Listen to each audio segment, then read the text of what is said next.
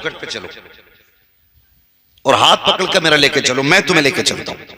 काश हम इनकी आवाज सुन पाते, मैं तुम्हें लेके जाता और इनसे पूछता, फिर तुम्हें बताता। मैं इनसे कहता, बताओ तुम्हारा मजार क्यों बना है? क्या तुम डांस करते थे? नाचने वालियों पे पैसे लुटाते थे? तमाशे करते थे? तो इनके मजार से आवाज आती। ये कहते हैं नादान है वो लोग जो हमारे मजारों पे तमाशे किया करते हैं, डांस पार्टियों की महफिलें सजाया करते हैं।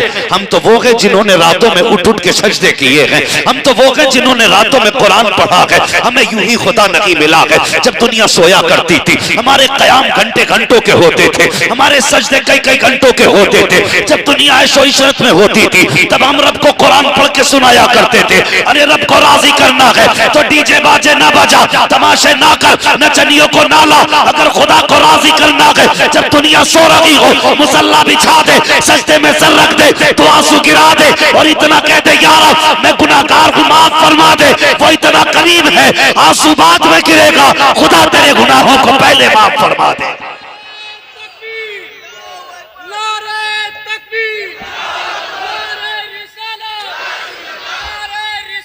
या रसूलल्लाह जिंदाबाद जिंदाबाद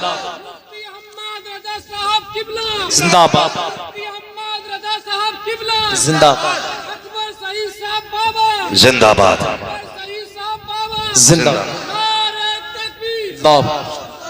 भाई गौर करें, हम पूरी दुनिया के अंदर कोई कौम ऐसी नहीं है जो नचनियों पे हमसे ज्यादा पैसा लगाती है। बुरा मत मानना, ये कड़वी सच्चाई बता रहा हूं, कड़वी सच्चाई। सबसे ज्यादा कुछ ठेकेदार खड़े होते हैं, ठेकेदार जो कभी एक दिन मस्जिद में ना गया होगा, ईद भी मुश्किल से पड़ी होगी जिसने, ऐसे बंदे जिन्हें हराम हलाल की तमीज नहीं होगी। कव्वालिया कोई खेल है? शराबी और चरसिए आके किसी भी वली का तस्करा शुरू कर दे। तरीके होते हैं हर चीज के, मगर आलम तो देखो, आलम देखो। अल्लाह अकबर, जाओ मजारों पे जाके देखो कौन सा तमाशा जो आज नहीं हो रहा है, कौन सा तमाशा है। मैं कहता हूं मर जाना, कभी बरेली से रिश्ता मत तोड़ो। हाँ, आला हजरत सिर्फ इसलिए कुछ गधों को हजम नहीं होते क्योंकि आला हजरत कानून मुस्तफा के मुताबिक चला करते हैं, सिर्फ इसलिए आला हजरत हजम नहीं। और ताजुश शरिया के मारे इसीलिए पेट में दर्द होता था कि उनकी जिंदगी का मशगला यही था। हाँ, वो यही कहते थे, खुद नबी से जो हो बेगाना उसे खुद से जुदा कर दे। उनका तो मिशन ही ये था। और कसम खुदा की, जब जिंदगी निजाम मुस्तफा के मुताबिक उन्होंने गुजारी तो किस शान से गए यार, किस शान से गए। मैं कहता हूँ सजदों की आदत डाल लो, कुरान की आदत डाल लो। सजदा करते करते मरे ना तो अल्लाह कयामत में नमाज की हालत से उठाए। कुरान पढ़ते पढ़ते मर गए तो किरात करते हुए उठोगे। मेरा मुर्शिद सरकार ताजुश शरिया, दुनिया जानती है, इंतकाल का वक्त आया ना, असर के बाद का वक्त था, वजू किया, नमाज की तैयारी में बैठे थे। पूछो इन उलमा से, ये आपको बताएंगे जब बंदा नमाज के इंतजार में बैठता है तो अल्लाह उसे नमाज पढ़ने का सवाब अता फरमाया। गोया वो नमाज के हुक्म में हो जाता अगर नमाज के इंतजार में। लेकिन भला करे अल्लाह हमारी कौम का, मस्जिद में पहली बात तो जाते ही नहीं है, और चले जाते हैं ना तो बार बार घड़ी देखते हैं। 1 मिनट ऊपर हो गया ना तो फिर इमाम की खैरियत नहीं है। कहाँ है जुम्मा? क्यों? कहना वो बुद्धा लाया था इमाम को, 1 मिनट लेट हो गया, छुट्टी करवाई इसकी। क्यों? ये खुदा का घर है, तेरे बाप का घर नहीं है। मिनट मिनट पे छुट्टी। जुम्मन बब्बन अच्छन लच्छन सारे खड़े, निकालो इमाम को। 1 मिनट मुश्किल लगता है मस्जिद के अंदर बैठना। एक क्रिकेट देखने के लिए कितने घंटे लगा देते हो, कभी घड़ी की तरफ ध्यान नहीं जाता है। एक तमाशे के इंतजार में कितना वक्त गवा देते हो, कभी ख्याल तक नहीं आता है। मस्जिद में जाके घड़ी की सुई पे नजर जाती है, कभी इमाम का चेहरा खुतबे में 1 मिनट ज्यादा हो जाए तो घड़ी देख के यूं हाथ मार के कहता है टाइम हो चुका है, नमाज पढ़ाई जाए। हमें 1-1 मिनट मुश्किल लगता है। चल जरा बरेली की सरजमीन पर मेरा मुर्शिद सरकार ताज शरिया मगरिब की नमाज के इंतजार में बैठा है। इधर मगरिब की अजान शुरू हुई है, उधर मलकुल मौत ने अपना काम शुरू किया है। खुदा की कसम, इधर अजान हो रही है, उधर रूह निकल रही है, मगर तारीख गवाह है, अजान होती रही, रूह निकलती रही। मेरा मुर्शिद अजान का जवाब देता रहा और बेबसी की मौत नहीं मरा था, मुफलिसी की मौत नहीं मरा, बल्कि इस शान से गया था, ये कह के गया अख्तरे कादरी खुल्द में चल दिया, खुल्द वाक़े हरे कादरी के लिए। तकबीर आ रही रिसालत मसलके आला हज़रत बस्ती बस्ती करिया करिया बस्ती बस्ती करिया करिया हम सबकी बख्शिश का जरिया। नारे तकबीर नारे रिसालत वाह वाह वाह वाह माशाअल्लाह माशाअल्लाह। तो ये इनकी जिंदगी आप देखें अल्लाह वालों की, शुक्रिया जज़ाकल्लाह। इनकी जिंदगी आप देखिए, पूरी जिंदगी अल्लाह रसूल के लिए लगा दी, पूरी जिंदगी। मैंने कहा था मोहताज होके मर जाना, मुफलिस होके मर जाना, लेकिन बरेली का दामन न छोड़ना।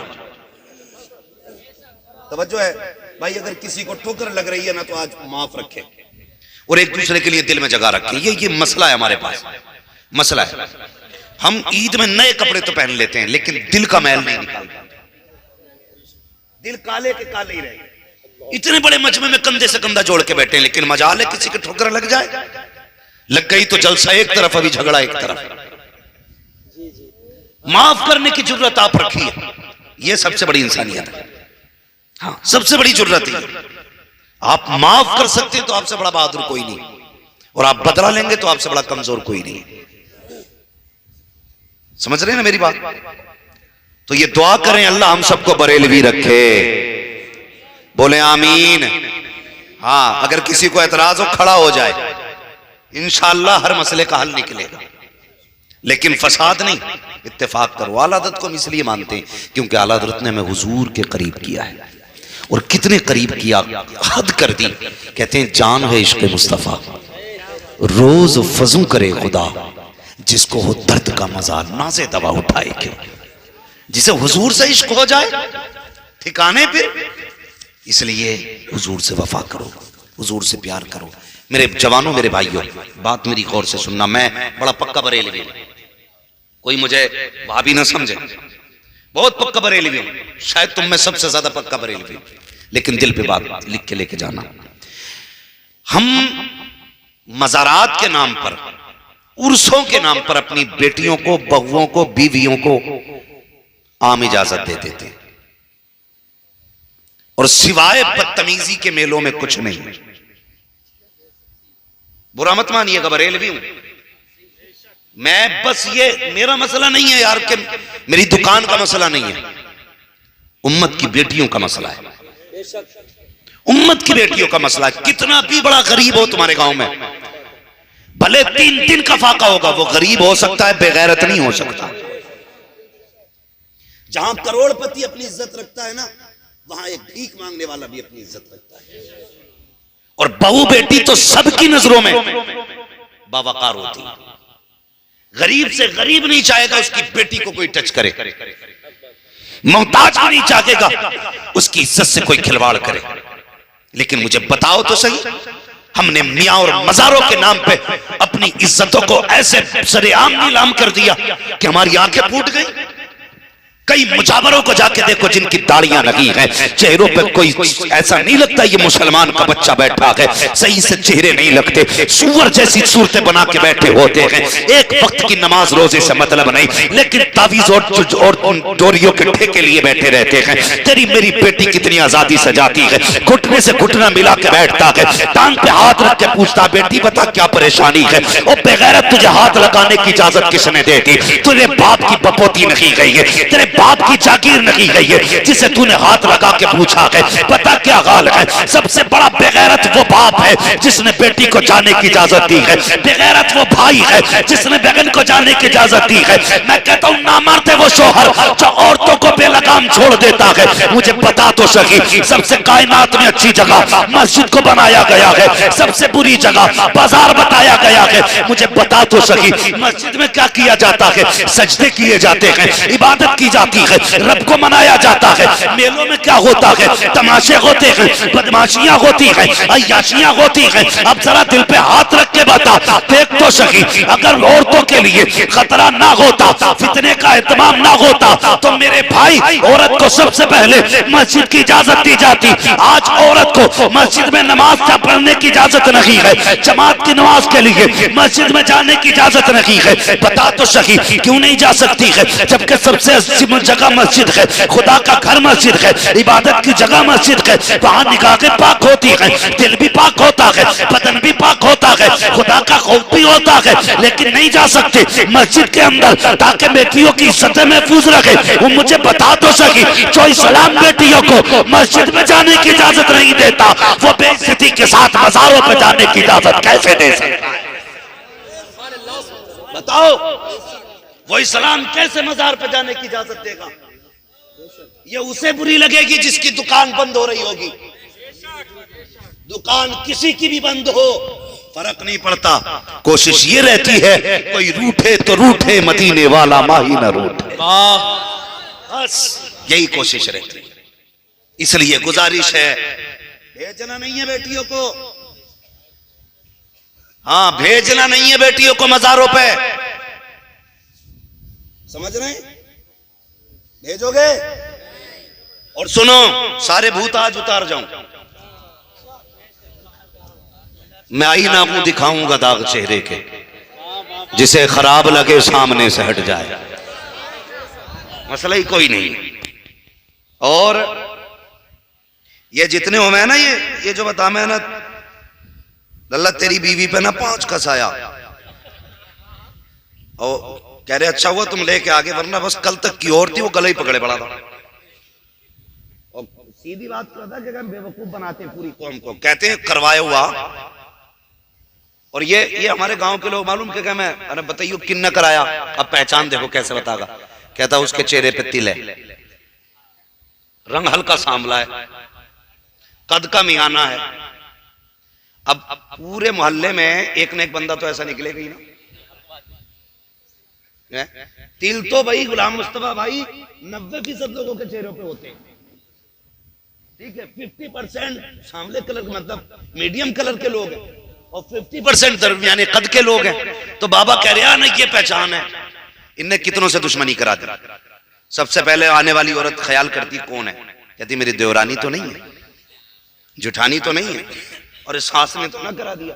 पहले घर को छानती है, फिर बाहर जाती है, नहीं मेरे घर में सारे गोरे लोग हैं। अच्छा ये पड़ोसन ने उन्हें कराया, ताई ने बिला वजह में हसद पाल दिया। एक मुझे कोई बता देना फलाना गया, गर्दन पकड़ के लाऊं। मैं कहूं इसके मुंह पे तूने कराया क्या? कह नहीं सकते, इतने थप्पड़ मारेगा वो कि सारी मियागिरी निकाल दे। लेकिन हमारी कौम बेवकूफ है, सर में दर्द है तो करा दिया, कान में दर्द है तो करा दिया, नाक में दर्द है तो करा दिया, सर्दी आ रही है सीना दर्द करने लगे तो करा दिया, हैं टांगे हिल गई तो करा दिया। भाई इलाज तो करा ले, डॉक्टर के बाद जाने तैयार नहीं, कैयक मार दिए, घर में डाले मियाओं ने मार डाले। और मेरी कौम के जवानों में तुमसे सिर्फ इतना कहना चाहता हूं, तुम्हारे लिए शिफा के लिए रब ने कुरान उतारा था, इलाज के लिए कुरान उतारा गया था। कितना बड़े से बड़ा जादू हो, किसी बाबा के पास ना जाना, किसी लुटेरे के पास ना जाना, किसी चरसिए के पास मत जाना, किसी नशेड़ी के पास मत जाना। 5 वक्त की नमाज पढ़ना, कुरान खोल के बैठ जा, सूरे फलक सूरे नास पढ़ के अपने ऊपर दम कर ले। कैसा भी जादू होगा, खुदा की कसम रब के कुरान के सदके में अल्लाह सारे जादुओं को इलाज अता फरमा।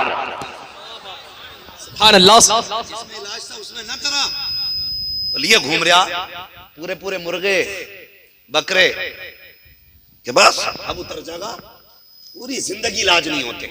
इसलिए मेरी गुजारिश है, बंद करो ये दुकानें। तावीज का मुनकिर नहीं हूं, लेकिन तावीज देने वाला हो मेरे मुफ्ती आजम जैसा। सरकार मुफ्ती आजम मुस्तफा रजा जैसा हो कि जो कह दिया तो हो गया, अगर छू देते थे तो मिट्टी सोना बन जाती थी। ये थे तावीज वाले लोग। सरकार मुफ्ती आजम इनकी बारगाह में बनी आया, कहने लगा हुजूर ये बाबा काम है थोड़ा सा। कहा क्या? मुझे मकान लेना है। कहा फिर का रकम 1.5 लाख है, चाहिए 3 लाख, दुआ करें इंतजाम हो जाए। हजरत ने फरमाया कि अच्छा कितने पैसे लेके आ? वो 1.5 लाख थे, वो कपड़े में बंधे थे। और ला के हजरत के हाथ में दिया। हजरत ने यूं हाथ में लिए, फरमाया ले जा। कहने लगे जब दाखिल खारिज होने लगे ना, पैसा गिनवाने के नंबर आए तो दे देना। कि हुजूर कितने?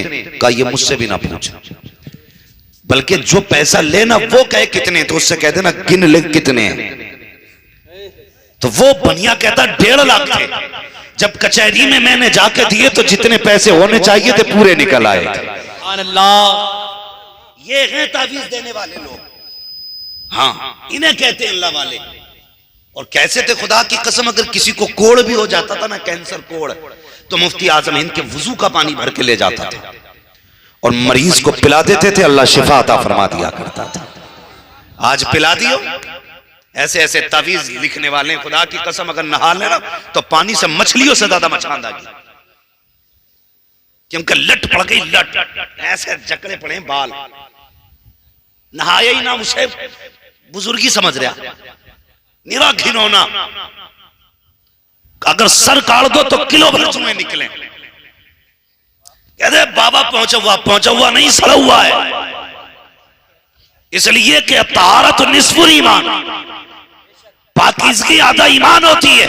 जिसके पास पाकीज़गी नहीं उसके पास ईमान मुकम्मल ही नहीं। हाँ, इस्लाम चाहता ही पाकीज़गी को, इस्लाम पाकीज़गी चाहता है, मगर ये नहाता ही नहीं और जुए हिलाए फिर रहा।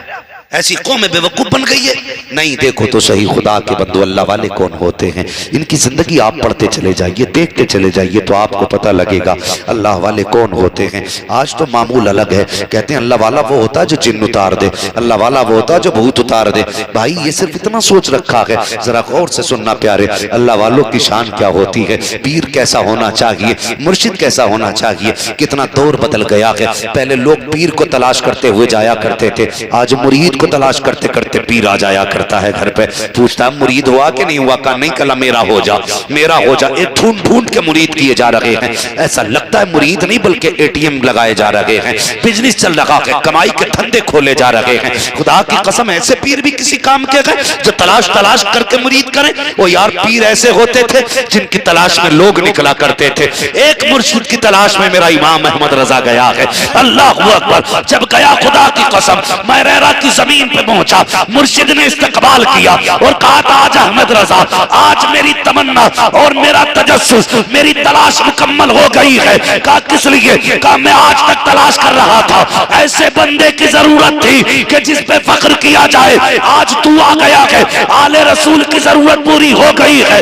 एक फिक्र थी जो आज पूरी हो गई। कहा कौन सी फिक्र? कहा मैं ये सोचता था अगर मर गया खुदा पूछेगा आले रसूल बता दुनिया में भेजा था क्या करके आया, कारनामा कौन सा है, क्या सूरत अंजाम दी है। कहते आज के बाद मैं फख्र करता हूँ कि खुदा ने मुझे अहमद रजा जैसा मुरीद दे दिया है। और कयामत के दिन अगर खुदा कहेगा क्या लेके आया है, अहमद रजा का हाथ पकड़ूंगा और कहूंगा रोज़े महशर आकर मुझसे पूछे खुदा बोल आले रसूल तू लाया है क्या, अर्ज कर दूंगा लाया हूँ अहमद रजा। या खुदा ये अमानत सलामत रख। नारे तकबीर, नारे रिसालत, नारे रिसालत, मसलके आला हजरत, अज़मते आला हजरत, अज़मते आला हजरत, हजरत अल्लामा मुफ्ती हम्माद साहिब क़िबला।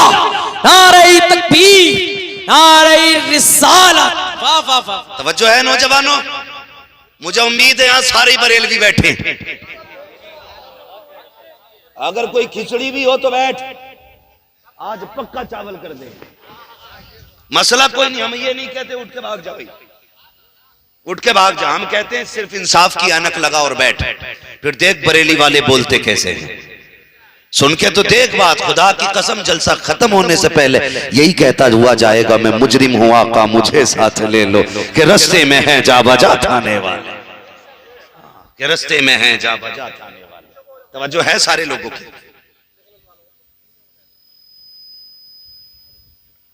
तवज्जो है सारे लोगों भाई? बहुत गौर से मेरी बात सुनिए, बुरा ना मानिए। मैं नहीं जानता किसके अपने घर के हालात क्या है, किसके साथ जिंदगी में क्या गुजरी है, लेकिन मुझ पे क्या गुजरती है वो मैं बात रखता हूं।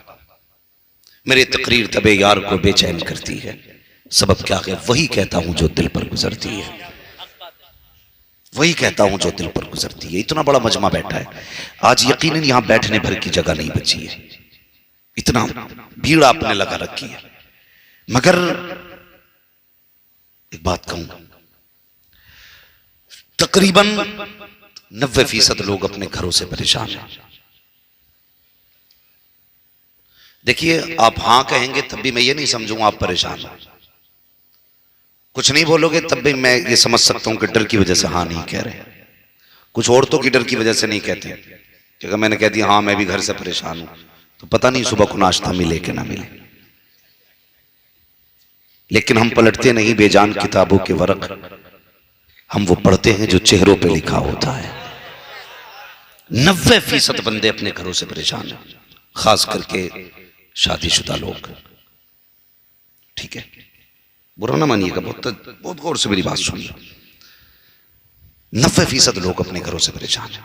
फोन भी आते हैं, हम जानते हैं क्या कंडीशन है हिंदुस्तान की। अल्लाह ने कुछ लोगों को सब कुछ दिया है, इज्जत दौलत शोहरत, लेकिन चैन से सो नहीं पाते।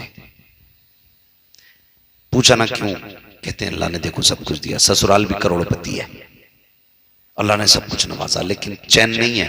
कहा क्यों? कहा बस बीवी चैन नहीं लेने देती।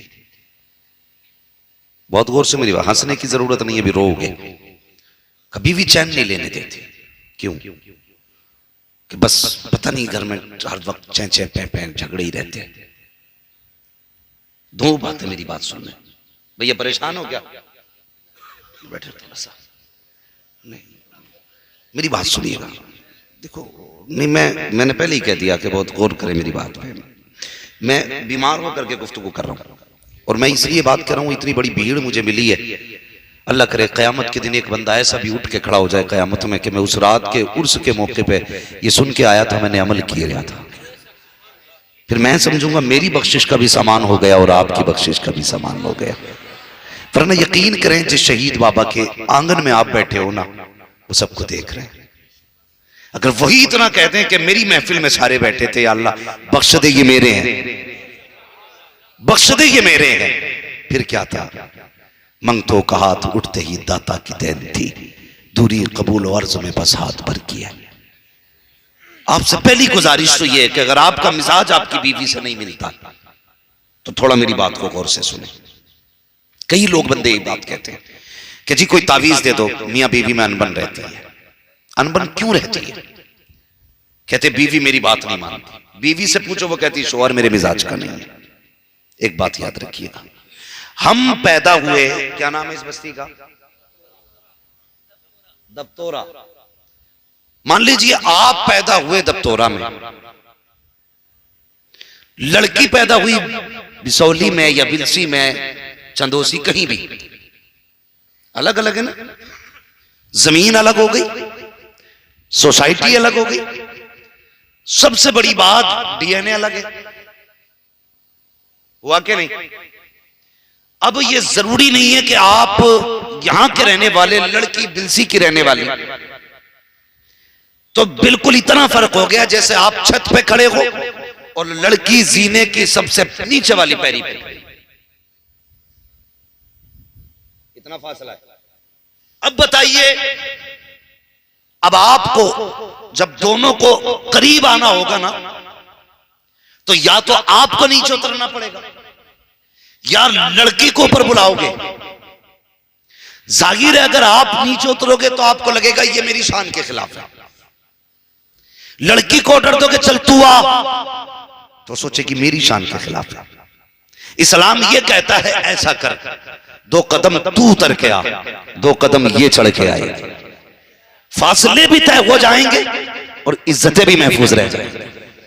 अब गौर करना जो मैं कहना चाहता हूं, शिकायत है ना बीवी से, जरूरी नहीं है कि उसका हाथ भी इसी तरह खुला हो जिस तरह हाथ आपका खुला है। ये हो सकता है आपने उस परिवार में आंख खोली है जिस परिवार में खिलाना फितरत में शामिल हो, लुटाना लोगों पर आदत में शामिल हो। ये भी हो सकता है कि ये ऐसे माहौल से निकल के आई है जहां पे कम खर्च करने की आदत हो, किफायत से काम लिया जाता हो। अगर आपकी बीवी का मिजाज आपसे नहीं मिलता है, उसको बैठाइए और इज्जत से समझाइए, मैं जानता हूं तेरा डीएनए अलग है, मेरा अलग है, न तू मेरे सांचे में ढल सकती है न मैं तेरे सांचे में ढल सकता हूं। ऐसा करते हैं, कुछ आदतें मेरे कहने से तू बदल ले, कुछ आदतें मैं तेरे कहने से बदल लेता हूं। दोनों इतने करीब हो जाते हैं ताकि सोसाइटी मुआशरा बेहतर हो जाए। और याद रखिएगा, अगर मियां बीवी लड़ेंगे तो नस्लें अच्छी नहीं होंगी, आने वाली नस्लें परवान नहीं चलेगी, बल्कि उनके आने वाली जिंदगियां बर्बाद हो जाएगी। इसलिए मैं कहना चाहता हूं, पहली वजह घरों के झगड़ों की ये है कि हम एक दूसरे के मिजाज को समझने तैयार नहीं है,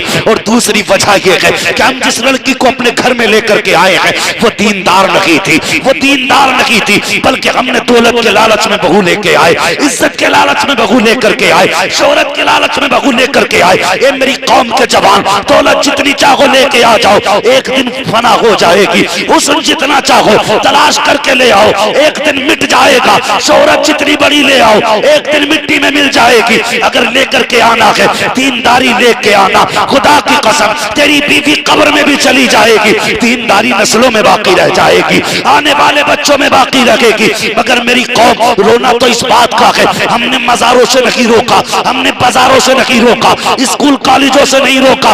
आज दुनिया भगवान लपटी की कहानी पे रो रही है, लेकिन कहना मैं ये चाहता हूँ, दिल के बपोले चल उठे सीने के दाग से, इस घर को आग लग गई घर के चिराग से। जब से हमने बेटियों को लावारिस छोड़ दिया, आवारा छोड़ दिया, बेहिसाब आने जाने दिया, तो हमें क्या पता था बेटी किससे मिल रही है, कहां जा रही है। अगर किसी गैर मुस्लिम के साथ किसी ने बेटी को देख लिया, कहा यार तेरी बेटी फला चौक में थी, उसके साथ होटल में देखी है, बाप कहता मेरी बेटी को बदनाम कर रखे हो, मेरी बेटी को उड़ाओ मत। जब कल यही बेटी मुंह पे कालिक पोत के चली जाती है, बाप हाथ जोड़ के कहता है किसी को बताना मत, बेटी वापस आ जाएगी, किसी से कहना मत, बेटी वापस आ जाएगी। ओ खुदा के बंदो, काश तुमने ये पाबंदियां पहले लगाई होती, बेटियों पे नजरें पहले रखी होती, तो न तुम्हारी इज्जतें नीलाम होती, न चेहरे काले होते। मैं आज भी कहता हूं, अगर अपने आप को बचाना है तो सुन, आज ले उनकी पनाह, आज मदद मांग उनसे, कल न मानेंगे कयामत में अगर मान गए।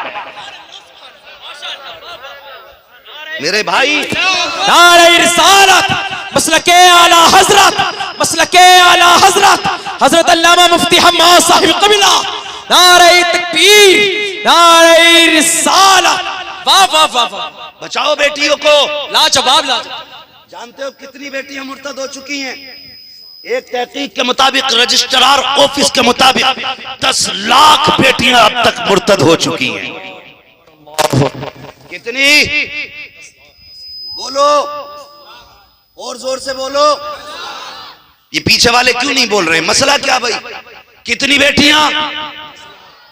10 लाख बेटियां मुर्तद हो चुकी हैं। हमने 10 लाख बेटियां खो दी। उसकी एक वजह तो ये रही कि हमने बेटियों को आवारा छोड़ दिया। दूसरी वजह और सुन लीजिए, बस मैं बात खत्म करने लगा। दूसरी वजह और सुन लीजिए। दूसरी वजह है ये शादियों के बढ़ते हुए खर्चे, फजूल की रस्में। जितना बड़ा मुखिया है उतना बड़ा जालिम है। बुरा मत मानना, ये मेरी अपनी जबान है। जितनी बड़ी दौलत वाला है उतना ही बड़ा वो लोगों को बस गले घोट रखे उसने। दौलतें सबसे नहीं संभाली जाती, दौलत संभाली है नबी के उस्मान ने, उसे कहते हैं। वरना दौलत तो शद्दाद के पास भी थी, कारून के पास भी थी, संभाल सके नहीं। अगर खुदा ने तुम्हें दौलत दी है ना, तो इसकी वजह से किसी की गले के फांसी का फंदा ना बनाना है। एक मोटी सी बात बता दूं, अगर एक भाई अमीर है, ये सब नसीब के फैसले। खुदा किसी को कलम दे देता है कि वो कलम से कमाता है। किसी के हाथ में उसने ठेला दे दिया, वो सुबह से शाम तक ठेले को धक्के लगा के 4 पैसे बच्चों के लिए लाता है। मगर हैं सगे भाई दोनों, एक वो जो कलम से कमाता है, एक वो जो ठेला धकेल के कमाता है, एक वो जो बारिश होती है तो छत में बैठ के शाम से खाता है, एक वो भाई है जो बारिश में भी भीगते हुए ठेला लगाता है। वो जानता है अगर आज कुछ सब्जी न बिकी ना तो बच्चों का पेट नहीं पलेगा। बहुत गौर से मेरी बात सुनना। मसला कोई नहीं है कितने सुभान अल्लाह कहेंगे कितने नहीं, कोई मसला नहीं बनता इससे। मैं चाहता भी नहीं हूं कि ज्यादा हो हल्लड़ हो। हाँ, बात अच्छी लगे तब सुभान अल्लाह कहिए, और अगर तुम्हारी समझ में ना आए तो मत कहिए सुभान अल्लाह। मैं इससे राजी नहीं होता ताकि तुम कल कहो यार बड़ी अच्छी तकरीर करके गया, माइक तोड़ के रख गया। इससे कोई नतीजा नहीं। माइक तोड़ो, कुर्सी फोड़ो, कोई नतीजा इससे मजा तो तब है जब कल लोग पूछे रात जलसे में गए थे क्या मिला, कह देना यार जब गए थे तो तमाशे वाले थे, जब आए थे तो मदीने वाले की नात वाले बन के आए थे। बस इतनी ख्वाहिश रहती है, बस इतनी ख्वाहिश। तो ठेले दोनों ने लगाए ना। तवज्जो है नौजवानों, अल्लाह आपको सलामत रखे। ये देखो छोटे बच्चे, वो कुछ बड़े बूढ़ों से बड़ा डर लगता है। मस्जिद में सबसे पहले सफे जाके बच्चे भरते, ठीक है, जलसों में मिलाद में सबसे पहले बच्चे आके बैठते। बड़ा तब आगा जब कोई मुकर्रिर बैठेगा या शायद, उसके बाद कान पकड़ेगा, चल बे उठे से पीछे जा। है शर्म आनी चाहिए। अल्लाह इन्हें भी देख रहा है जो सबसे पहले आके बैठे, और तुझे भी देख रहा है जब तू तब आया जब महफिल रंग पे आ गई है। शायद अल्लाह तुझसे इतना राजी नहीं जितना इन पहले बैठे वाले बच्चों से राजी है। तुझे किसने हक दिया उठा के पीछे भेज रहा है? सुन, अगर तू उम्मती है तो उम्मती ये भी है। अगर तुझसे हुजूर प्यार करते हैं तो करते इससे भी हैं। ये बज़्मे में है यहाँ कोताह दस्ती में है महरूमी, जो बढ़कर खुद उठा ले हाथ में मीना उसी का है कि सभा में। ये तू तेरी दाढ़ी सफेद है तो तू बड़ा बूढ़ा हो गया। ये बच्चे जलसे में आके बैठे, हुजूर देख रहे हैं ना, कसम खुदा की कहते होंगे फरिश्तों देखो जवान नहीं आया, मेरी उम्मत के बच्चे पहले आ गए। तो उठाया ना करो कभी किसी को। समझ गए ना मेरी बात जो मैं कहना चाह रहा था? तो ये कभी ऐसा भी होता है कि एक गरीब होता है एक अमीर होता है। तो जब अमीर अपनी बेटी की शादी करता है ना तो वो देता 4 व्हीलर। ठीक है, क्या दे रहा है? अल्लाह करे सबकी बेटियों के नसीब में 4 पहिए वाली गाड़ी, मेरी तो दुआ है।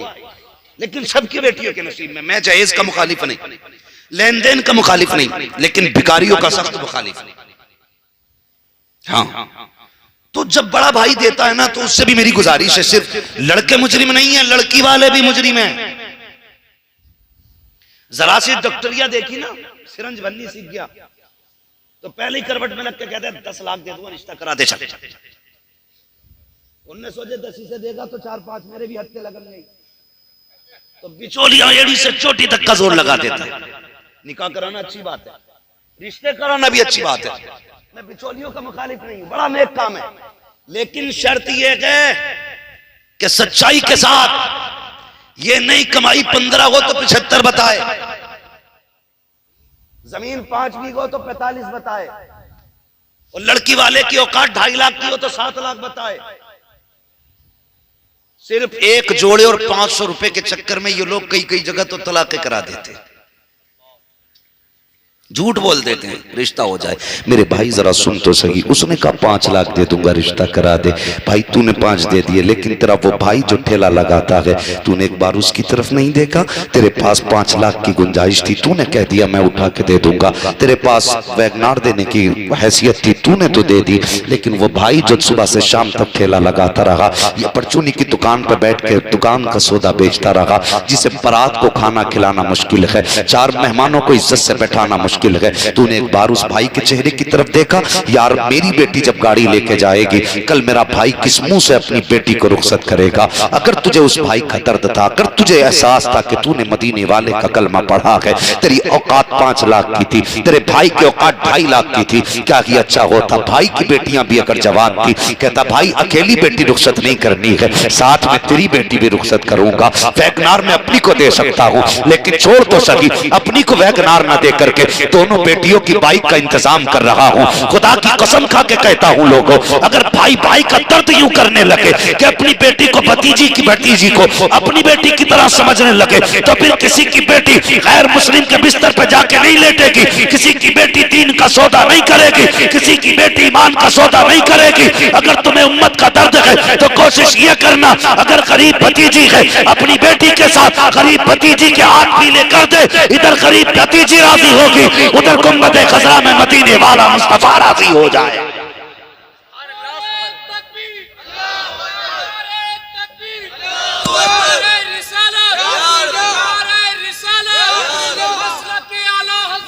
कोई नहीं जाएगा।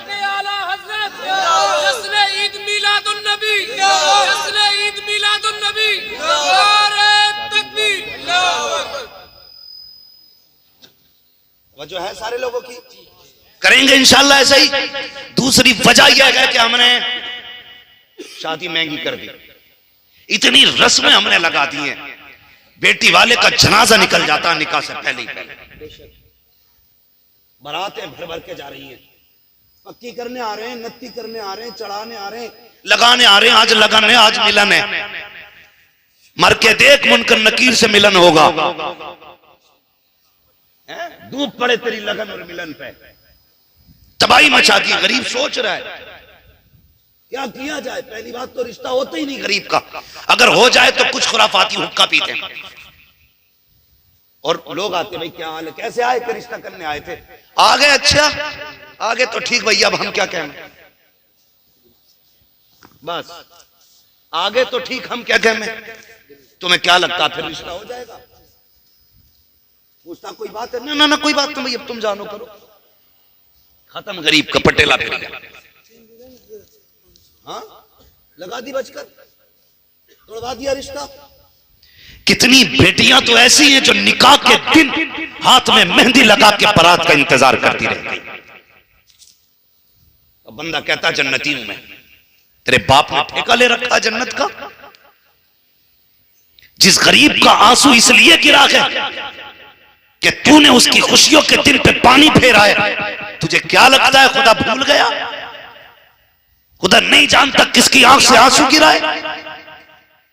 सिर्फ तेरा खुदा, इसका खुदा नहीं है। सोच समझ के किसी की खुशियों में आग लगाना। एक बाप कितनी जतन करके मेहनत करके कोशिश करता, कई बार तो ऐसा हुआ कि सब कुछ पसंद आ गया, सारी बात फाइनल हो जाती है, ये होता ठीक है हमें तो पसंद है, घर जाके जवाब देंगे, अचानक 3 दिन के बाद फोन आ जाता है, नहीं नहीं आपकी बेटी से रिश्ता नहीं करना है। कहा किस लिए? कि बस हमें तुम्हारी बेटी पसंद नहीं है। बाप प्रो के कहता है क्या कमी रह गई थी बताओ तो सही। बाद में नतीजा ये निकलता है तुम्हारे मोहल्ले के लोगों ने कहा था इसकी फितरत अच्छी नहीं है, इसका कद अच्छा नहीं है, इसके चलन अच्छे नहीं है, इसका हालात अच्छे नहीं है। ओ मेरे भाइयों, तुम्हें खुदा का वास्ता, अगर किसी की बेटी में ऐब है भी तो सही, उस पे पर्दे डाल देना। अगर तुमने किसी के ऐबों पे पर्दे डाले तो अल्लाह क़यामत के दिन तुम्हारे ऐबों पे पर्दे डाल देगा। अगर तुमने किसी को बेगुनाह को भी गुनाहगार साबित करने की कोशिश की या किसी के गुनाहों से पर्दे हटाए, किसी के ऐब को खोला, तो याद रख लेना जितने चाहो नमाजी बन लो, जितने चाहो हाजी बन लो, जितने चाहो गाजी बन लो, जितने चाहो जन्नती बन लो, जब मर के कब्र में आओगे खुदा तुम्हारे ऐबों से जब पर्दे हटाएगा और दुनिया को दिखाएगा का देखो ये वो है जो नमाजी बनता था, ये वो है जो हाजी बनता था, ये वो है जो जन्नती बनता था, ये वो है जो नेक बना फिरता था। आज मैं पर्दे हटा रखा हूं, फिर तुम हाथ जोड़ोगे कोई नतीजा नहीं होगा। खुदा कहेगा कल तूने मेरी बंदी के ऐबों से पर्दे हटाए थे, आज मैं तेरे ऐबों से पर्दे हटाने लग गए। नारे तकबीर।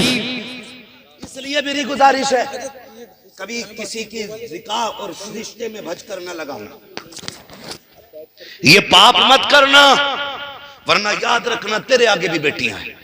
उस वक्त तक नहीं मरेगा जब तक अल्लाह तुझे ये दर्द नहीं दे देगा जो तूने दूसरे की बेटी को दिया है। याद रखना, बदलो अपने आप को, निकाह आसान करो, निकाह आसान करो। मेरे भाई जब निकाह आसान होंगे ना तो हर गरीब की उम्मीद जागेगी, हर गरीब की उम्मीद जागेगी। हर गरीब बेटी कहेगी मालिक वो दिन दिखाया है कि मेरे भी हाथ पीले होंगे। ऐसे भी मुसलमान हैं जो गरीबों को अपनाने के लिए आए हैं। खुदा की कसम, अगर पैसे वाला रिश्ता बड़ा होता ना तो मेरा नबी कभी अपनी बेटी का हाथ मौला अली के हाथ में न देता, नहीं देता मेरा नबी। उसके हाथ में हाथ दिया जिसके घर में एक वक्त का खाना नहीं था, हाँ, जिसके पास महर तक का पैसा नहीं था, उसके हाथ में बेटी का हाथ दिया। और क्या ऐलान किया था? फरमाया था, लोगों, रूए जमीन पर मेरी फातिमा के लिए अली से बेहतर कोई लड़का है ही नहीं। और फरमाया था, अली, जमीन पर मेरी फातिमा के अलावा तेरे लिए इससे बेहतर कोई खातून है ही नहीं। पता ये चला, रिश्ते वो अच्छे नहीं होते जो पैसे वाले होते हैं, रिश्ते वो अच्छे होते हैं जो दीन वाले होते हैं, ईमान वाले होते हैं। ईमान वाले, दीन वाले रिश्ते तलाश करें, दीन वाले। और याद रखिएगा, कभी जुल्म न करना किसी औरत पे, कभी जुल्म न करना, हाँ, कभी जुल्म न करना। बस इतना याद रखना, औलाद शोहर के नसीब से होती है, दौलत घर में औरत के नसीब से आती है। शर्त यह है, नेक औरत देख के लाओ, भले गरीब घर की हो, उसके कदम आएंगे, अल्लाह उसके कदम के साथ तेरे घर में रिज्क के दरवाजे खोल डालेगा, रिज्क के दरवाजे खोल डालेगा। इसलिए मेरी गुजारिश है, हम सब अपनी जिंदगी को ऐसे बना लें कि मरने के बाद शर्म से मुंह न छुपाना पड़े, शर्म से मुंह न छुपाना पड़े। लोग फख्र से कंधे दे, यार कंधा लगा लो। ये वो है जिसने 3 यतीमों को इज्जत से रुखसत किया था, ये वो है जिसने 5 बेवाओं के घर का चूल्हा जलाया था, ये वो है जिसे देख करके गरीब मुस्कुराया करते थे, ये उसका जनाजा है जिसे देख के यतीम दुआएं दिया करते थे। ऐसी मौत न मरना कि तेरे जनाजे के पीछे लोग ये कहें, अच्छा हुआ मर गया, जमीन पे जगह तो खाली हुई। अगर किसी ने ये कह दिया तो समझ लेना ऊपर 40वें हो रहे होंगे, अंदर लठ चल रहा होगा। ऐसी जिंदगी गुजार के जा, ऐसी जिंदगी गुजार के जा। जब कब्र में पहुंचे हुजूर कहें, फरिश्तों सोने दो, बड़े दुख उठा के आया है, बड़े गरीबों को निभा के आया है। इसने कई यतीमों के सर पे चादर डाली थी, इसने कई बेवाओं के घर के चूल्हे जलाए थे, ये कई बेसहारों का सहारा बना था। आज कब्र में इसका सहारा बनने के लिए मैं आ गया। ऐसी जिंदगी जी के जाओ, ऐसी जिंदगी जी के जाओ, ताकि लोग फख्र से कांधा दें, फख्र से कांधा दें। वरना कब्र कौन सी जगह है। बरेली का इमाम अहमद रजा 56 नहीं बल्कि 120 से ज्यादा उलूम पे महारत रखने वाला, हजारों किताबों का मुसन्निफ, जब इंतकाल की घड़ियों को बयान करता है, बड़े नजरें झुका के उसने कहा था, मुजरिम को न शर्माओ, अहबाब कफन ढक दो, मुंह देख के क्या होगा, पर्दे में भलाई है, मुंह देख के क्या होगा, पर्दे में भलाई है। सुनते हैं कि महशर में सिर्फ उनकी रसाई है, गर उनकी रसाई है लो जब तो बनाई है। कहते हैं मतला में ये शक क्या था, वल्लाह रजा वल्लाह, हाँ उनकी रसाई है, हाँ उनकी रसाई है, सिर्फ उनकी रसाई है, सिर्फ उनकी रसाई है। ओ लोगो, अल्लाह रसूल से प्यार करो, अल्लाह रसूल से प्यार करो, मोहब्बत करो। आला हज़रत खुदा की कसम, आप कहते हैं, करीम अपने करम का सदका, लई में बेकदर को न शर्मा। तू और रजा से हिसाब लेना, रजा भी कोई हिसाब में है, ये तेरी गिनती में आ रहा है जिससे तू हिसाब ले रहा है। फिर कहते हैं जब महशर होगा ना तो हम शान से जाएंगे। काश महशर में जब उनकी आमद हो, भेजें सब उनकी शौकत पे लाखों सलाम। और जब सलाम पढ़ रहे हो ना, कहते हैं फिर अहमद रजा भी खड़ा हो और फरिश्ते मुझे देख के पहचाने और कहें, अहमद रजा, जब सारे ही पढ़ रहे हैं तो फिर तुम क्यों नहीं पढ़ते?